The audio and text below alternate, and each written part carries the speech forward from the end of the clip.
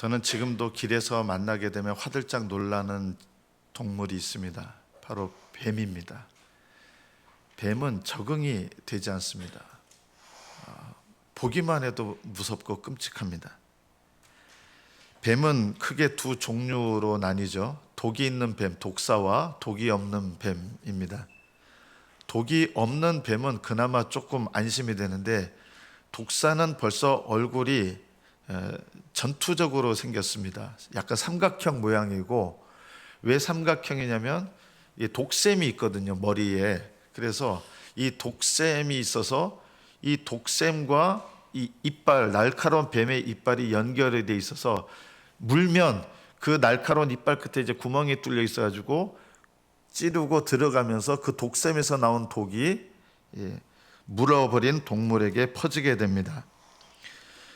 독사가 아닌 뱀에게 물린 것은 아프긴 하지만 치명적이진 않습니다. 그러나 독사에게 물리면 다릅니다. 생명이 왔다 갔다 하는 위험을 겪게 되죠. 성경에서는 사람의 혀 밑에 이 침샘 있잖아요. 우리 혀 밑에 침샘이 있어서 맛있는 거 보면 침이 나오는 것처럼, 영적으로 보면 이 혀 밑에 독샘이 있다라고 이야기를 합니다. 시편 140편 3절에 보면 입술 아래에는 독사의 독이 있나이다. 우리 혀 밑에는 독샘이 있습니다. 어떤 사람의 말에 이 말이 나올 때 이 말에 샘이 있는데 남을 죽이는 독이 가득 들어있는 사람이 있고, 어떤 사람의 말은 그 샘이 있는데 남을 살리는 말이 가득 들어있는 사람이 있습니다. 여러분은 여러분의 말의 샘에 무엇을 쌓아놓고 있습니까? 예수님께서 마태복음 12장 35절에 보면 선한 사람은 그 쌓은 선에서 선한 것을 내고 악한 사람은 그 쌓은 악에서 악한 것을 낸다고 하셨습니다.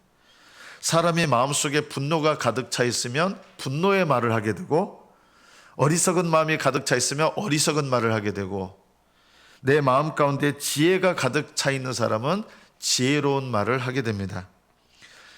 여러분의 말의 샘에 무엇이 쌓여 있는가, 그것을 알아볼 수 있는 몇 가지가 있습니다. 여러분이 하루에 잠에서 깨어날 때 제일 먼저 하는 말이 뭔지 한번 살펴보십시오. 잠에서 일어났을 때 맨 먼저 내가 하는 말은 어떤 말을 하는가? 어떤 분은 아우 짜증나 하면서 짜증이 여기 가득 들어있으니까 짜증나 이런 말이 나오는 거죠. 내 속에 여러분이 하루에 일어났을 때 무슨 말을 처음 하는가? 이건 좀 연습하셔야 돼요.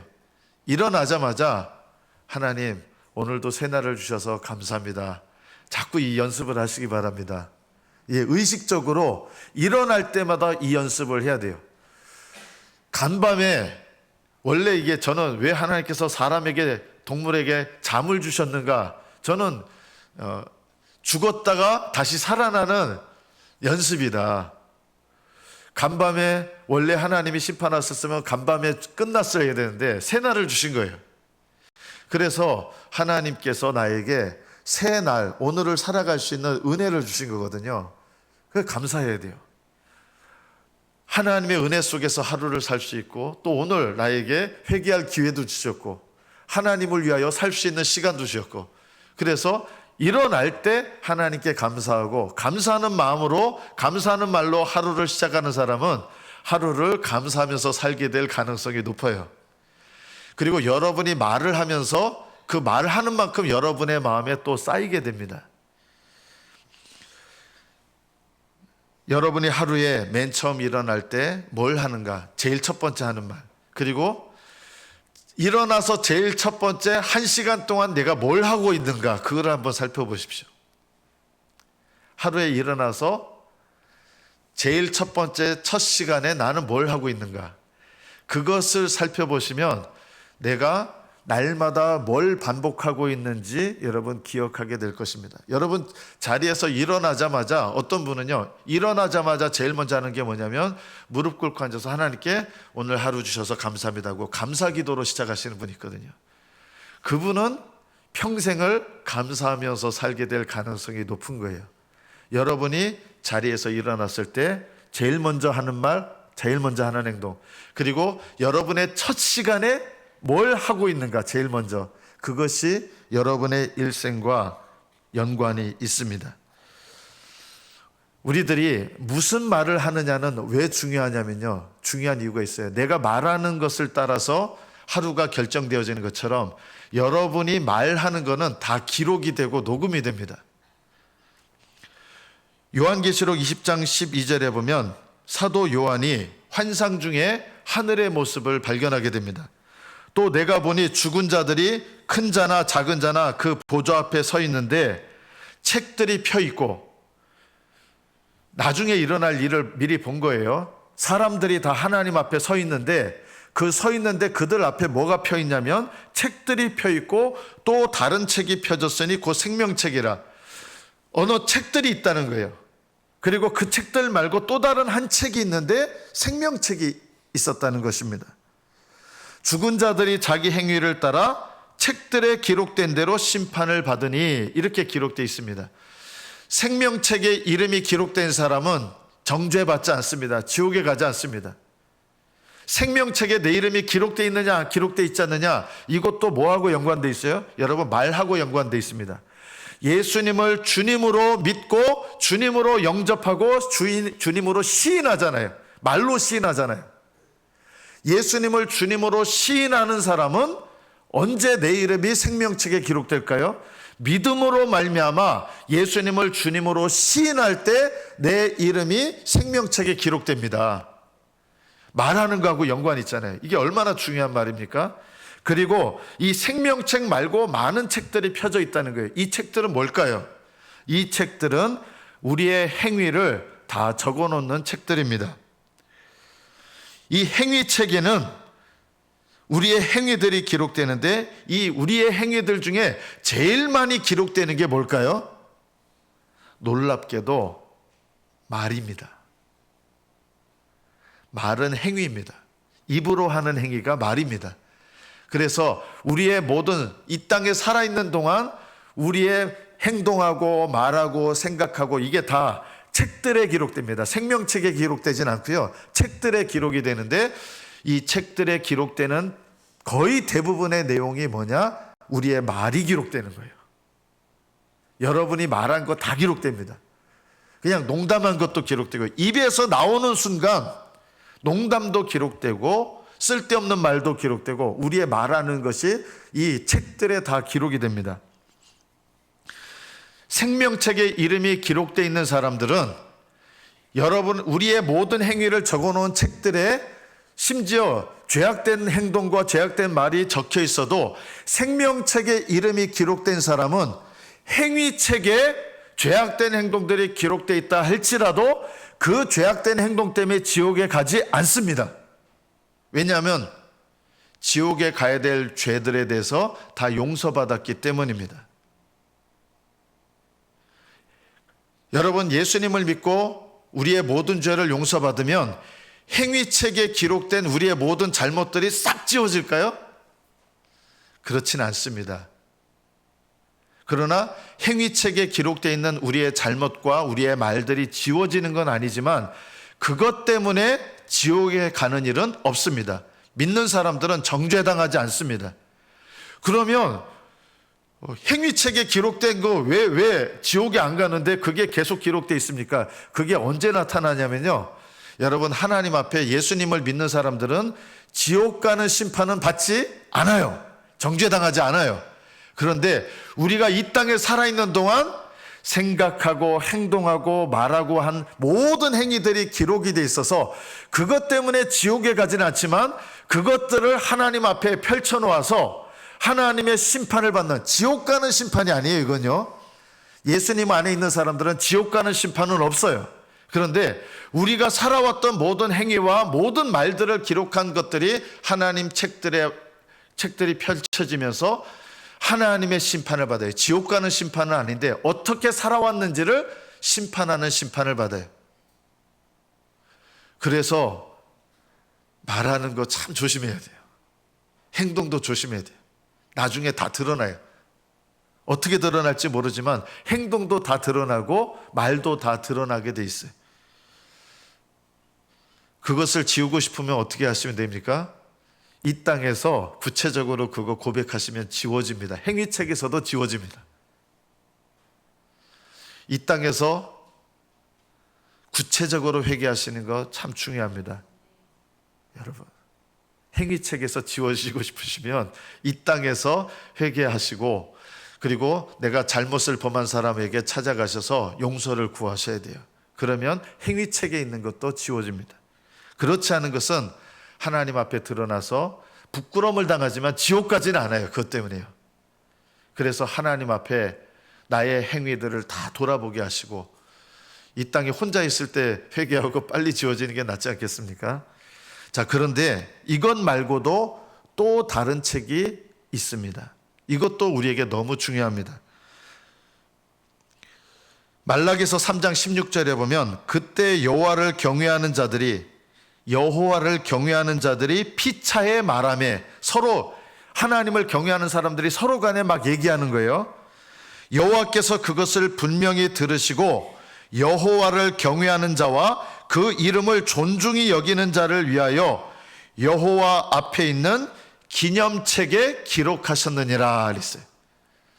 생명책이 있고요, 우리의 모든 생각, 행동, 우리의 입술의 말을 기록하는 행위책들이 있고, 이것 외에 또 다른 책이 성경에 기록되어 있는데 기념책입니다. 이 기념책에는 뭐가 기록됩니까? 여호와를 경외하는 자들이 피차에 말하는 거. 어떤 말을 합니까? 하나님을 경외하는 사람들이요.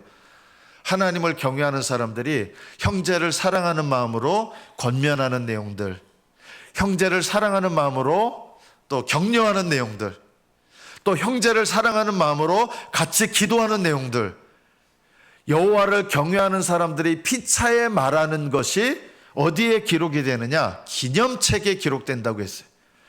이 행위책과 기념책은 달라요. 기념책에 기록된 것은 믿는 사람들, 믿지 않는 사람들은 기념책에 기록되지 않아요. 하나님을 경외하는 사람들의 말이 기념책에 기록이 돼서 어떻게 됩니까? 이 기념책에 기록된 내용들은 하나님께 칭찬과 존귀와 영광을 얻는 상을 받게 됩니다. 그래서 하나님을 경외하는 사람, 믿는 사람들이 형제를 위하여 중보기도하는 말들, 서로가 함께 모여서 같이 기도해주고 같이 눈물 흘리면서 같이 위로해주고 격려해주는 말들, 형제를 사랑하면서 형제님 이거는 아닙니다 라고 하면서 사랑하는 마음으로 권면해주는 말들, 그래서 옳은 대로 다시 돌이키게 하는 말, 이런 말들이, 하나님을 경외하는 자들이 믿음으로 말하는 말들이 기념책에 기록이 돼서 이것은 나중에 하나님께 칭찬과 영광, 상을 얻게 되는 재료가 되는 것입니다. 여러분, 하나님을 경외하는 사람들이 피차에 말하는 것들은 어떤 걸 말할까요? 남을 살리는 말을 하죠. 믿음을 세워주는 말 하죠. 하나님을 높이는 말 하죠. 그리고 하나님을 경외하기 때문에 하나님을 찬양하는 말을 하게 되죠. 이런 말들이 기록되는 거예요. 아까 찬양대가 찬양을 했는데요, 찬양대가 부르는 찬양도 믿음으로, 기도하는 가운데서 믿음으로 찬양하면 이것도 말이잖아요. 곡조 있는 말로 나온 거기 때문에 기념책에 기록이 됩니다. 믿음으로 기도하면서 찬양하시는 거, 이게 얼마나 중요한지 몰라요. 여러분, 하나님을 높이며 찬양하는 거 다 기록됩니다. 반드시 하나님 기록하시고 하나님께서 기억하실 때가 옵니다. 여러분의 기념책에 아름다운 말들이 많이 기록되기를 축복합니다. 우리가 오늘 본문 말씀에서 말이 이렇게 중요한 건데요, 아까 말은, 이 말이 나오는 셈이 있다 그랬잖아요. 독사가 꽉 무는데 독이 없는 뱀은 물어도 독이 안 나와요. 아예 독이 없기 때문에. 그런데 독사는 독샘이 있어요. 이하고 독샘하고 연결돼 있어서 독사가 물면 독샘에서 분비된 독이 나와서 마비시키거나 신경을 마비시키거나 죽이는 거예요. 우리의 말에는, 믿는 사람이든 안 믿는 사람이든 말에는 이 샘과 비슷한 것이 있는데 그것을 오늘 성경에서 뭐라고 하느냐? 심정이라고 하는 거예요. 심정. 이 심정이 뭐냐면 원래 뜻은 하기그 해서 이제 원래 뜻은 이거예요. 예전에는 이거를 묵상이라고 번역을 했거든요. 찬양 중에 이런 찬양 있잖아요. 내 입술의 말과 나의 마음의 묵상이 주께 연락되기 원하네. 나의 입술의 말과 마음의 묵상. 이 묵상이란 말이 하기그예요. 심정이라는 말로 번역을 했어요. 그럼 묵상이 뭐냐? 묵상은 소리 안 내고 가만히 생각하는 게 묵상인데 우리말 뜻은 성경이 말하는 건 그거하고 달라요. 사자가 으르렁 하는 것도 묵상이에요. 원래 묵상은 소리 안 내는 거잖아요. 우리말 뜻은. 근데 성경의 묵상 하기그는 뭐냐면 사자가 으르렁거리는 것도 하기그고요.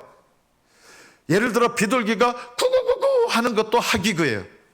여러분이 성경 말씀 읽으면서 여호와는 나의 목자시니 내가 부족함이 없으리로다 이렇게 말하는 것도 하기그예요. 그리고 성경을 읽으면서 하나님 말씀을 내 마음에 담아두는 것도 하기그예요. 쉽게 말하면 하기그는 내가 계속적으로 뭔가를 생각해서 그 생각이 내 마음에 쌓여요. 내 마음에 그 생각이 쌓여가지고 내 마음의 습관이 돼요. 내 마음에 어떤 습관이 생기면 그 습관대로 내가 말하게 되고 그 습관을 따라서 내가 남을 격려하는 습관을 가진 사람은 어떤 사람을 볼 때 격려하는 말을 하게 돼요. 그 말이 나오는 샘과 같은 것이 바로 이 하기그예요. 사자는 어떤 소리밖에 못합니까? 으르렁 거예요. 개는 개소리를 하게 되어 있습니다. 짖게 되어 있습니다. 개는 제2외국어를 못 배웁니다. 물론 가끔 동물들 중에는 사람의 목소리를 흉내내는 새도 있더라고요. 예, 다 그렇진 않아요. 제가 신혼여행 때 싱가포르를 간 적이 있거든요. 싱가포르에 가서 놀랬어요. 싱가포르에 버드파크라고 있습니다. 새공원. 거기 갔더니 앵무새가 나오더니 요만한 자전거를 날개로 딱 잡더니 자전거를 타고 돌아다니는 거예요. 그래서 놀랬어요. 그러더니 그 앵무새가 갑자기 말을 하기 시작합니다. 앵무새니까. 싱가포르니까 중국어를 많이 쓰잖아요. 1, 2, 3, 4, 5, 6, 7, 8, 9, 10. 앵무새가 그 얘기를 하는 거예요. 그리고 영어까지 배웠어요. Happy birthday to you. 앵무새가 노래를 부르더라고요. 음조도 정확하게. 와, 놀랬어요. 얼마나 새를 닭달거렸으면 저렇게 연습을 했을까. 앵무새는 가능하지만 동물들은 이 개는 좀 죄송해요. 개 소리밖에 못하고 고양이는 고양이 소리를 내고 우리의 마음에 어떤 심정, 어떤 것이 쌓여가지고 그것이 쌓여있는 대로 우리는 말하게 돼 있는 거예요. 이게 심정이에요. 하기그예요. 염려를 쌓는 사람의 입에서 나오는 말은 늘 어떤 말이 나올까요? 염려하는 말이 나옵니다. 조금만 뭐 해도 어떻게 해? 염려를 쌓아놓으면 맨날 염려하는 말이 나와요. 조금만 무슨 일이 나도 염려해요. 교만을 쌓는 사람은요, 말끝마다 교만한 말이 나옵니다. 남 무시하는 말이 나오고요. 남을 비웃는 말이 나오고요. 그게 왜 그러냐면 이 사람의 세면은 하기그가 뭐가 하기그가 된 거예요? 남을 비웃고 남에 대해서 교만한 마음을 계속 쌓으니까 이게 나의 하기그가 된 거예요. 이게 심정이에요. 다윗은 아침에 일어날 때부터 뭘 계속 연습하는 거예요? 하나님을 찬양하는 말을 연습하는 거예요. 그리고 어떤 상황에서도 하나님을 의지하는 말을 연습하는 거예요. 어려운 일을 당할 때 하나님을 의지하는 말을 연습해요. 그러니까 이런 연습을 하니까 또 어려운 상황이 생기면 어떤 말이 나와요? 하나님을 의지하는 말이 나오는 거예요. 다윗의 심정은 뭐예요? 하나님을 의지하는 마음, 하나님을 찬양하는 마음, 하나님을 높이는 마음, 이런 마음이 쌓여가지고 다윗의 심정이 된 거예요. 그래서 다윗이 하나님께 기도할 때 하나님께 뭘 하고 기도하냐면 하나님, 나의 말을 들으시고 나의 심정을 헤아려 주십시오 하는 거예요. 왜 심정을 헤아려 달라는 거예요? 똑같이 기도를 해도요, 하나님께서는 달라요. 여러분이 똑같은 기도를 드리는 것 같지만 그 말이 나오는 심정이란 게 있어요. 그 사람의 심정 가운데 하나님을 경외하고 하나님을 사랑하고 하나님께 영광 돌리는 것이 쌓여가지고 그런 심정에서 하나님 도와주세요 하면 하나님께서 그 사람의 도와주세요 하는 말을 타고 또 뭐까지 헤아리신다는 거예요? 그 사람의 심정을 헤아리신다는 거예요. 다윗이 기도할 때 하나님 나의 말을 들으시고 나의 심정을 헤아려 주십시오.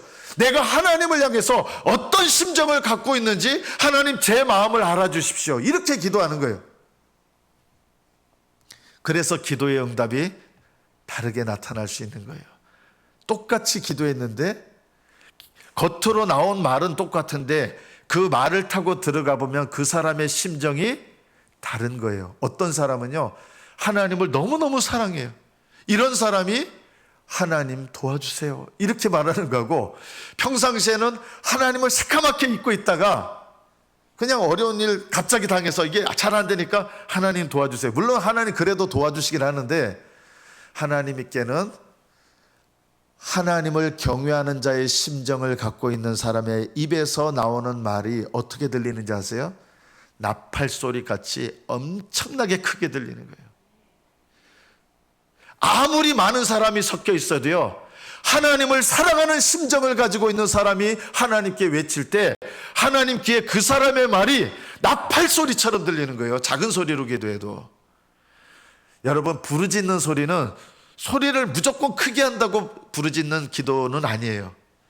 그 사람의 영의 상태, 영적인 상태가 하나님을 향해서 얼마나 하나님을 간절히 사모하고 하나님을 얼마나 사모하고 하나님을 향해서 진정으로 얼마나 부르짖는 상태인가, 그 사람의 심정으로 하나님 앞에 간구할 때 그 사람의 기도가 부르짖는 기도, 하나님께 부르짖는 기도로 들리는 거예요. 아무리 소리를 크게 해도 하나님 귀에는 모기 소리만 하게 들릴 수도 있어요.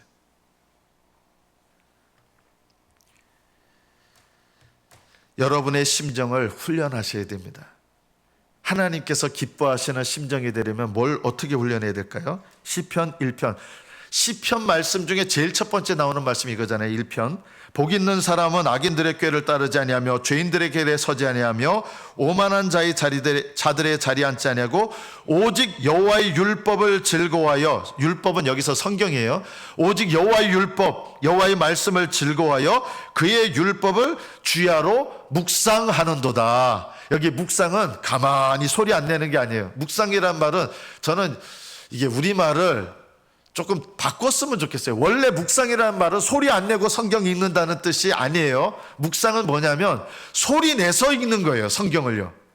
하가라는 말은, 우리말은 번역을 묵상, 아무 말 없이 생각한다, 이게 묵상인데, 성경의 하가는 원래 말은 이거를 입으로 소리를 내면서 성경을 읽는 거예요. 중얼중얼하면서. 예를 들면 여호와를 경외하는 것이 지식의 근본이거늘 미련한 자는 지혜와 훈계를 멸시하느니라. 이렇게 소리내서 성경을 읽는 거예요. 성경을 생각하면서, 그 뜻을 생각하면서 성경을 소리내서 읽는 거예요. 여러분, 성경 읽을 때 보통 어떻게 읽으세요? 이렇게 안 읽으시는 분보다 읽으시는 분이 훨씬 훌륭하신 거예요. 근데 성경을 읽는데 어떻게 읽냐면 눈으로만 읽으세요. 눈과 마음으로만. 그런데 여러분, 이거 한번 훈련해 보세요. 성경을 읽으실 때 소리내서 읽으시면서 그냥 소리만 내는 게 아니라 소리내서 읽으시면서 그 뜻을 생각하고, 소리내서 읽었는데 뭘 읽었는지 모를 때가 있어요. 그럼 다시 소리내서 읽어보시고, 이렇게 소리내서 성경을 읽으면 어떤 일이 일어납니까? 여러분, 우리 입에서 나간 말은 반드시 어딘가에 기록됩니다. 반드시요. 그래서 기도의 말도 어딘가에 기록돼서, 어딘가에 기록된다는 말은 하나님이 그거를 아신다는 뜻이에요.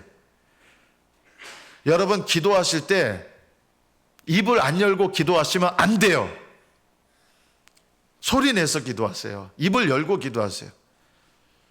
저는 새벽을 깨우시는 분이 안 깨우시는 분보다 훨씬 나은 거예요. 그런데 새벽에 나오셔서 입을 닫고 계세요. 기도하는 시간에. 안타까워요. 새벽 그 귀한 시간 깨워서 새벽에 나오셨으면 기도하셔야 될 거 아니에요. 입을 열어 기도하셔야 돼요. 제가 막 엄청나게 큰 소리로 기도하라는 건 아니에요. 그러나 입을 열어서 소리를 내서 기도하셔야 돼요. 여러분, 이거 소리 안 내고 기도하면요, 하나님은 소리 안 내고 묵상해도 다 알잖아요. 그러면 찬송을 왜 합니까? 하나님을 찬양할 때 소리 안 내고 찬양할 수 있어요? 속으로 할 수 있대요. 제가 속으로 찬양하겠어요. 여호와는 나의 목자시니 내게 부족. 여호와는 나의 목자시니, 이거를 찬양하는데 속으로 찬양해요. 이러면 찬양으로 하나님께 올라가지가 않아요. 찬양하려면 뭘 내야 돼요? 소리를 내야죠. 여러분요, 기도도요, 입을 열어 아뢰셔야 돼요. 소리 내셔야 돼요. 성경도 소리 내서 읽으면, 뜻을 생각하며 소리 내서 읽으면 놀라운 일이 일어나요. 기록됩니다. 그리고 하나님께서 소리 내서 성경을 읽을 때 우리에게 주시는 은혜가 달라요. 뭐 2시간, 4시간 소리 내서 읽으면 목이 쉽니다. 목 그렇게 작은 소리를 읽으면 안 쉽니다. 그냥 평상시 말하는 것처럼.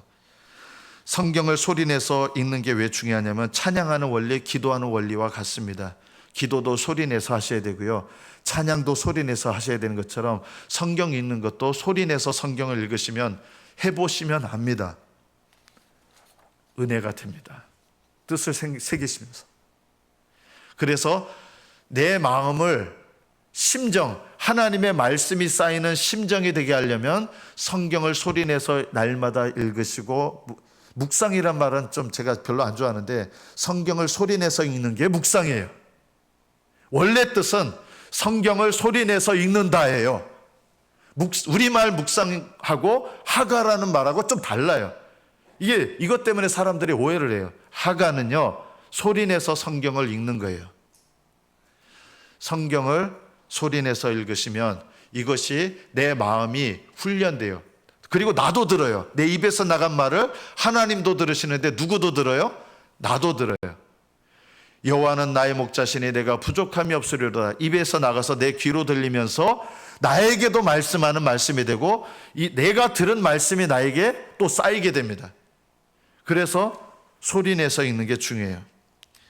여러분은 하나님의 말씀을 소리 내서 읽으셔야 돼요. 이게 참 중요해요. 그리고 하나님의 말씀으로 내 삶을 해석하는 훈련을 하셔야 돼요.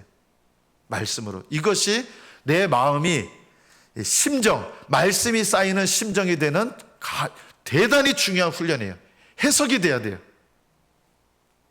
말씀을 읽어도 내 삶이 말씀으로 해석이 안 되면 말씀이 내 마음에 쌓이기가 힘들어요. 언제 하나님의 말씀이 내 안에 쌓이고 내 마음속 심정 안으로 들어오게 되느냐, 말씀으로 해석이 되고 해석된 말씀을 순종할 때 그 말씀이 내 심정 안으로 들어와요. 영적으로 보면요, 이게 너무 중요해요. 저는 말씀을 몰랐을 때, 물론 양심을 통해서도 말씀하는 게 있어요. 저는 제 아들이 군대 와 휴가 났거든요. 보니까 이제 군대 생각이 좀 나는 거예요. 군대 때. 그때 생각이 나면서 그 군대에서 부끄러웠던 일도 몇 가지 있어요. 정말 부끄럽게 여겨지는 거. 제 밑으로 제가 상병일 때 김정한, 뭐 이건 이름 얘기해도 될 것 같아요. 김정한이라고 하는 사람이 28살인데 저는 그 당시에 21살이죠. 28살 된 사람이 이제 입대를 한 거예요. 미루다가 그 당시에는 해병대도 차출이 있었거든요. 지역에 따라서 차출돼서 온 거예요. 근데 이 사람이 너무 행동이 굼뜨고 하니까 고참들이 때리죠. 그 당시에 말을 잘 안 돌아가면 막 때리고, 처음에는 삼각자 이만한 걸로 때리기도 하고, 숟가락 가지고 볼을 때리기도 하고, 어떻게 보면 좀 비인격적인 거잖아요. 숟가락으로 때리고, 행동 느리다고. 그리고 이 삼각자 가지고 때리는데 여기가 혈관이 터지면서 피가 이제 줄줄 흐른 거예요. 얘가 밤에 맞다가 도망을 쳤어요. 비로소 그때 놀란 거예요. 왜냐하면 도망가서 이제 걸리면 헌병들 오고 어디 갑니까? 그러면요, 구타한 걸로 그 소대원, 웬만하면 소대원들 다 영창 가게 되거든요. 영창 가면 정말 그 당시 험악했습니다. 제 바로 위에 선임이 지금 목사님 되셨어요. 서울의 금호중앙교회 목사님. 그분이 가시밭에서 바들바들 떨고 있는 그 김정한이라고 하는 사람, 28살인데 업어가지고 내무실로 들어온 거예요. 그때 장면을 생각하면 너무 부끄러운 거예요. 비인격적으로 그렇게 대하는데 아무 말도 못하는 거예요. 그 당시 고참들은 침낭 같은 데 사람을 집어넣고 여기다 목에 끈을 매가지고 이렇게 개처럼 끌고 다니기도 하고 불의한 모습을 자주 봤어요. 그런데 아무 말도 못했어요. 왜냐하면 그런 말 괜히 했다가는 얻어맞으니까. 저는 그런 고참들이 싫었습니다. 그런데 고참이 되니까 저도 쫄병들 앞에 놓고 밤에 무슨 훈련을 시켰냐면, 그러면 안 되는 건데, 제가 상병 때 하사관들한테 인사하지 말라 이런 전통이, 나쁜 전통이 있거든요. 그 나쁜 전통이에요. 부사관들한테 인사하지 마라. 그걸 가르쳐요. 제가 그걸 나쁘다고 하면서 어느새 거기에 익숙해져 가지고 제가 이 쫄병들을 가르쳐야 되는 위치가 됐을 때 아무 죄책감 없이 부사관들한테 격려하지 마라, 이걸 가르치고 있는 거예요. 죄책감도 없었어요. 쫄병 때는 제가 그런 걸 욕했던 사람인데, 그런데 그 말을 하는 순간 2층 침상에서 자느라고 제가 못 본 거죠. 부사관 한 명이, 그분 한 5년 근무했던 분이에요. 잠에서 깨어서 제가 했던 말을 듣고 2층 침상에서 내려왔어요. 신고하면 저는 아마 2주 이상 영창 가야 될 사람이었죠. 저를 보면서 하는 말이,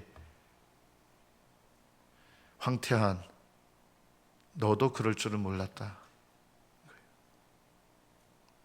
제가 인생 가운데 제일 부끄러운 몇 장면이 있는데 그때만큼 부끄러워해 본 적이 없어요. 너무 부끄러웠어요. 내가 그렇게 고참들 욕했는데 그 고참들의 모습이 어느새 돼 있는 거예요. 그때 이제 느낀 게 뭐냐면, 내가 인생에 기준이 없구나. 교회 다니긴 하지만 인생에 하나님 말씀을 모르니까 말씀대로 살지 않구나. 그래서 그때 이제 성경을 산 거예요. 내가 성경을 전혀 모르는구나. 뭔가 잘못된 걸 알았는데 올바른 기준대로 살고 있지를 않는 거예요. 시편 73편에 보면 아삽의 시라는, 아삽이라고 하는 분이 지은 시가 나옵니다. 이 아삽이 살아오다 보니까 이게 도저히 이해가 안 되는 일이 일어난 거예요. 제가 조금 쉬운 말로 번역된 성경을 읽어보겠습니다. 하나님은 진정 이스라엘에게 선하시고 마음이 깨끗한 사람에게 선하신 분이시지만 나로 말하자면 발이 걸려 하마터면 미끄러질 뻔했습니다. 내가 악인들의 잘 되는 것을 보고 그 어리석은 사람들을 부러워했기 때문입니다. 악인들이, 자기가 여태 아는 거는 악인들은 하나님이 벌하시고 의인들은 잘 되게 하신다, 이렇게 알고 있는데 실제로 살아오다 보니까 악인들이 잘 되는 거예요. 그들은 아무 문제도 없고 도무지 힘을 잃지 않습니다. 남들처럼 걱정 근심이 있는 것도 아니고 남들처럼 병에 걸리는 것도 아닙니다. 그러므로 그 목에는 교만이라는 목걸이를 걸었고 그 몸에는 폭력이라는 옷을 걸쳤습니다.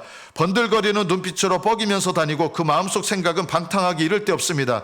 그들이 갈 때까지 다가서 악의의 참말을 하고 들어줄 수 없는 오만한 말을 입에 담습니다. 그러면서 하는 말이, 하나님이 어떻게 알겠느냐, 지극히 높으시니까 뭘 알겠느냐 합니다.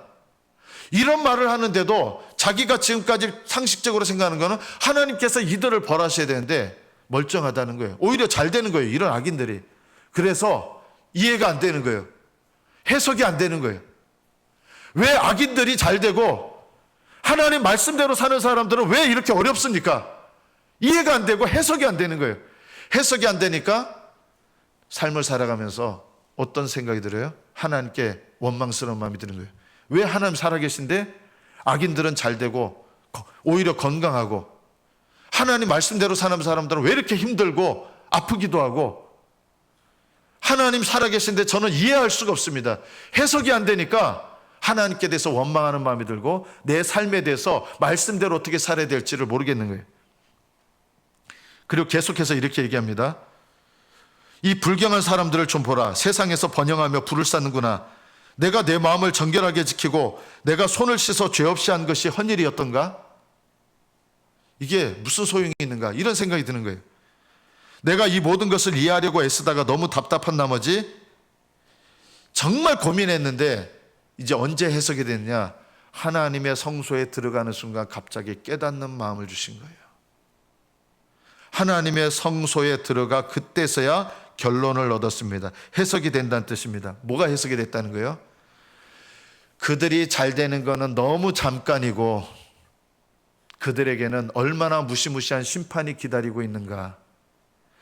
의인이 이 땅에서 겪는 고난은 정말 극심한 고난을 겪는 것 같지만 오히려 그것은 이 땅에서 잠깐이고 하늘나라의 기준으로 보면 그게 잠깐이고 그들에게 오히려 하나님께서 예비하신 놀라운 영광과 은혜가 뭔가 이게요, 하나님의 성전을 문지방을 넘으면서 이게 깨달아졌다는 거예요. 해석이 되기 시작한 거예요. 그러면서 하나님께 원망하는 마음을 가졌던 게 내려놔지고 그전에는 이게 해석이 안 되니까 불만스럽고 원망스럽고 이랬는데 이게 해석이 되니까 원망하던 것들이 다 사라졌어요. 하나님 앞에 믿음으로 살기 시작합니다. 오 여호와여, 잠에서 깨어나시면 꿈이 사라지듯 주께서 깨어나시면 그들을 형상조차 무시할 것입니다. 내 마음이 괴롭고 내 창자가 뒤틀린 듯 아팠습니다. 내가 어리석고 무지했습니다. 내가 주 앞에서 짐승 같았습니다. 그럼에도 불구하고 내가 항상 주와 함께 있습니다. 주께서 내 오른손을 붙들어 주십니다. 주의 지혜로 나를 인도하시고 나중에 영광스러운 곳으로 데려가실 것입니다. 이게 믿어지고 깨달아진 거예요. 그러면서 처음에 원망으로 시작했던 이 시가 시편 73편 28절에 이 시편 기자 아삽이 이렇게 얘기합니다. 하나님께 가까이 함이 내게 복입니다. 그러면서 어떤 삶을 살았어요? 하나님을 가까이 하는 적용, 하나님의 말씀을 가까이 하고 말씀을 통해서 가까이 하고 하나님 말씀을 순종함을 통해서 하나님 가까이 하는 거예요. 삶이 해석이 되니까 말씀대로 살기 시작하는 거예요. 다윗은 하나님께서 헤아려 주시는 심정을 어떻게 갖게 됐습니까? 하나님 없이 잘 되는 인생보다 나는 고난 겪어도 하나님과 함께하는 인생 살겠습니다. 이게 다윗의 삶의 모습이에요. 그러니까 하나님을 경외하는 심정이 쌓이는 거예요. 다윗이 어떻게 했습니까? 주께 기도했습니다. 아무리 어려워도. 다윗은요 기도의 사람이에요. 전쟁에서도 기도해요. 이런 사람 별로 없거든요. 목숨이 왔다 갔다 하는 전쟁터에서도 기도하고 늘 하나님을 의지하고, 물론 기도하다가 뭐 화살 맞고 그런 건 아니에요. 그러나 늘 기도하면서 사는 거예요. 내가 주께 기도하나이다. 하나님을 의지하면서 사는 거예요. 하나님을 의지하니까 어떤 심정이 되는 거예요? 다윗의 심정이 하나님을 의지하는 심정이 되는 거예요. 어떤 상황에서도. 다윗은 기도할 때 부르짖어 기도합니다. 솔직하게 기도하고 절박하게 기도해요. 꾸미고 기도하지 않아요. 솔직하게 기도하고 간절히 기도해요. 그러니까 다윗의 심정이 하나님 앞에 솔직하고 하나님이 기뻐 받으시는 정직한 마음의 심정이 되는 거예요. 다윗은 또 어떻게 기도합니까? 이것이 오늘 본문에서 중요해요. 내가 아침에 주께 기도합니다. 일어났을 때 제일 먼저 다윗이 하는 일이 뭔지 아십니까? 여기 아침은 새벽하고도 같은 말이에요. 나는 아침에 주님께 기도합니다. 그리고 기도한다는 표현을 쓰지 않고 내가 기도한다는 여기 표현은 성경에 아주 드물게 나오는 히브리어입니다. 기도한다는 뜻이 아니라 내가 아침에 정렬하고 주께 바라나이다, 이런 뜻이에요. 정렬한다는 게 뭐냐면 줄을 맞춰, 군인들이 아침에 딱 쓰면 줄 맞춰서 쓰는 것처럼 하나님께 그날 있을 일들을 하나하나 줄을 하나님께 의지하면서 하나하나 이렇게 늘어놓는 거예요. 그리고 하루 중에 어떻게 사느냐, 내가 하나님께 이렇게 하나하나 기도한 것들을 하나님은 어떻게 응답하시고 어떻게 이끌어 가시고 어떻게 하나님께서 내가 기도한 것들을 세워 가시는가, 그것들을 내가 기다리면서 하나님 살펴보면서 하루를 살아가는 거예요. 그래서 스펄전이라는 분은, 위대한 목사님은 이런 얘기했습니다. 저녁에 2시간 기도하는 것보다 아침에 1시간 기도하는 것이 더 중요하다. 왜 중요할까요? 아침에 기도하면서 하나님 의지하고 그날을 기도하면서 하나님을 바라보면서 살아가는 거예요. 저녁에 기도하는 거는 그냥 하루 종일 내 마음대로 살고 내 힘으로 살다가 저녁에 회개하는 기도밖에 없겠죠. 그거보다 아침을 시작하면서, 새벽을 시작하면서 하나님 의지하면서 내가 기도하고, 하나님 의지하면서 하나님의 도우심을 바라고, 하나님께 내가 기도한 것에 대해서 하나님께서 내게 어떻게 응답하시는가, 이것들을 날마다 살펴보면서 다윗은 날마다 어떤 삶을 산 거예요? 아침에 기도하고 내 하루의 삶 속에서 하나님이 나에게 어떻게 응답하시는가, 아침에 내가 주께 기도하고 주께 기도한 것을 하나님이 어떻게 이루어 가시는가 바라리이다. 이것이 다윗이 날마다 하나님 앞에 연습하고 훈련했던 것입니다. 그러니까 어떤 심정이 되는 거예요? 하나님께서 기뻐하시는 기도와 믿음의 심정이 된 것입니다. 여러분, 예수님을 믿고 기도한다고 해도 시험이 옵니다. 그러나 시험이 와도 다윗처럼 하나님 앞에 깨어 기도하는 사람에게는 그 시험을 통해서 오히려 더 견고한 믿음의 마음 갖게 하시고, 하나님께서 더 사랑하는 마음 되게 하시고, 하나님께서 감동받으시는 마음 되게 하시고, 오히려 그 시험을 통해서 더 견고해지는 거예요. 더 강해지는 거예요. 말씀을 맺습니다. 여러분의 첫 것을 하나님께 드리는 연습을 하십시오. 이것이 하나님 기뻐하시는 심정이 되는 가장 중요한 연습입니다. 내가 아침에 주께 당신께 기도하고 바라리이다. 이 다윗의 고백이 날마다 여러분의 연습과 훈련이 되셔서 여러분이 하나님께 여러분의 심정에서 나오는 말을 토할 때 하나님께서 그 말과 함께 여러분의 심정을 헤아려 주시는 복된 심정이 되시기를 축복합니다. 기도하겠습니다.